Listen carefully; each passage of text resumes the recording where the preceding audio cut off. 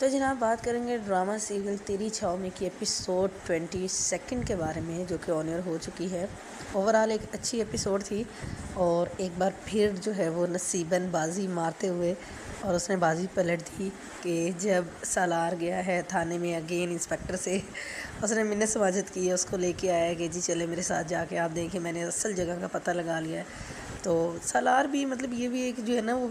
کبھی اتنا عقل مند بنتا ہے، اور بالکل ہی ذرا سی بیوقوفی والی بات ہے کہ آپ کسی کو دھمکا کے جاؤ گے۔ جتنے بڑے کرمنلز ہیں وہ اس شہر میں کب سے رہ رہے ہیں، اور کیا انہیں نہیں پتہ ہوگا کہ انہوں نے اپنا بچاؤ کیسے کرنا ہے کیسے نہیں کرنا۔ تو جیسے وہ پولیس کو لے کے پہنچا تو وہی ہوا کہ وہاں پہ جی ایک سکول والا سسٹم کریٹ کیا ہوا تھا، اور بالکل ہی سالار کو جو ہے وہ مطلب جھوٹا ثابت کر دیا، اور جی نہیں جی یہاں پہ تو مطلب سکول ہے اور کوئی ایسی بات نہیں ہے۔ اگین سالار کو پھر شرمندگی ہوئی ہے، اور یا تو اس کے پاس کوئی سالڈ پروف ہوتا، ثبوت ہوتا، وہ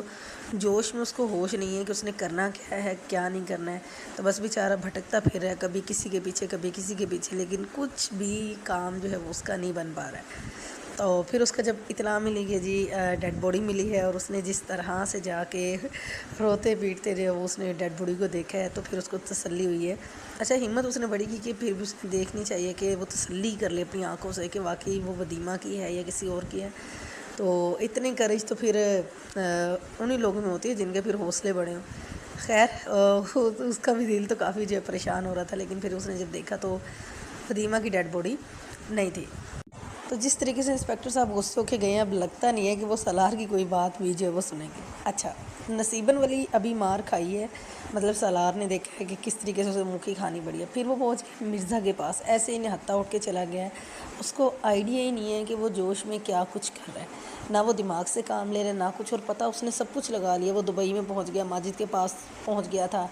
اچھا جی اس کے بعد وہ لاہور میں آ گیا، نصیباً تک پہنچا، فائنلی وہ جو ہے مرزا تک پہنچ گیا۔ بٹ ابھی اتنے سارے اس میں بھی اس کو یہ نہیں چلنا ہے کہ اس نے کیسے جو ہے وہ سمجھ کے ساتھ جو ہے وہ ان کا مطلب ان کے خلاف کریک ڈاؤن کرنا ہے، ان کو پکڑنا ہے۔ بس وہ کبھی کسی کے پاس کبھی کسی کے پاس، تو مرزا کے پاس جب گیا ہے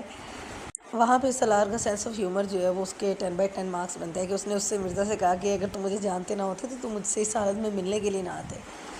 تو خیر مرزا نے اس کی باتیں سنی، دونوں نے اپنی طرف سے اچھی خاصی باتیں کی، اس نے اس کو دھمکایا، اس نے اس کی مطلب اس کو دھمکایا، اور جی سالار نے کہا میں جس آگ میں میں جل رہا ہوں تمہیں بھی جلا کے خاک کر دوں گا، اور وہ وہاں سے جو ہے وہ چلا گیا۔ تو اب مرزا صاحب کو جبکہ اس کے شہر کے پپا نے اس کو پہلے کال کر کے جو ہے وہ اطلاع دے دی تھی جی اچھا ایسے ایسے ہے، اب ان کو تو نہیں پتہ کہ وہ لڑکی واقعی مرزا صاحب کے پاس ہے یا نہیں ہے۔ تو اس ٹائم بھی مرزا صاحب کی جو ہوائیں اڑی تھی وہ بھی دیکھنے والا سین تھا۔ خیر فائنلی جی مرزا صاحب اس فیصلے پہ پہنچے ہیں کہ جی نصیباً کو مروا دیا جائے، اور منشی صاحب کو فل ٹائم آرڈر دے دیے گئے ہیں جی کہ آپ نصیباً کو راستے سے ہٹا دیں۔ یہ سب سے بڑی بیوقوفی ہوتی ہے جو کوئی بھی بندہ پتہ نہیں کس ذم میں آ کے یہ کرتا ہے کہ اچھا جی اس کو مار دینے سے آپ بچ جاؤ گے۔ یہ نہیں اس کو پتہ ہوتا کہ اگر کوئی وہ ہیں تو ایٹ لیسٹ ہو سکتا ہے شاید آپ بچ جاؤ ان کے ہونے سے، بٹ اگر وہ نہیں ہوں گے تو پھر تو آپ پہ شک پکا ہو جائے گا، اور پھر کوئی بھی راستہ ایسا نہیں ہوگا کہ جہاں سے آپ اپنی جان بچا سکو۔ لیٹس سی اب نصیباً کے پاس کتنا ٹائم ہے، وہ بچتی ہے یا کہ وہ مرتی ہے۔ اس نے چلاکی بڑی دکھائی، اس نے ٹائملی جو ہے وہ اپنا وہاں سے ساری چیزیں جو ہے وہ ہٹا دی، وہ پکڑی نہیں گئی اس بار بھی۔ بات کریں ودیمہ کی، تو مطلب ودیمہ کو دیکھ کے کہ اگر سٹارٹ کے ایپیسوڈ یاد کریں تو وہ کیا لڑکی تھی، بالکل نازک سی، اور بالکل وہ، اور ابھی وہ کس جگہ پہ آ ٹھہری ہے، وقت اس کو کہاں پہ لے آیا ہے کہ وہ جی